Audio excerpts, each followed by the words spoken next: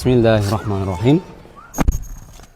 سبحان الذي سخر لنا هذا وما كنا له مقرنين وإنا إلى ربنا لمنقلبون.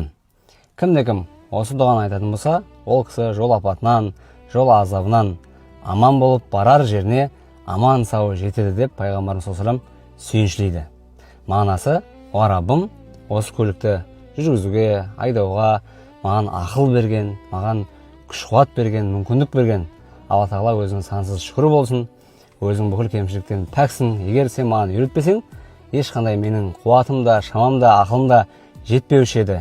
Және біздің қайтуымыз саған" деген дұға. Сондықтан көлікті мінген кезде дұға айтыңыз, барар жеріңізге аман сау жетіңіз. Жолдың амандығы, жолдың қауіпсіздігі сіз үшін өте маңызды. Сондықтан осы дұғаның берекесімен, дұғаның шарапатымен иншалла сіз осындай бәле-қазадан аман боласыз. Сондықтан аман болыңыз, дұғаңызды ұмытпаңыз.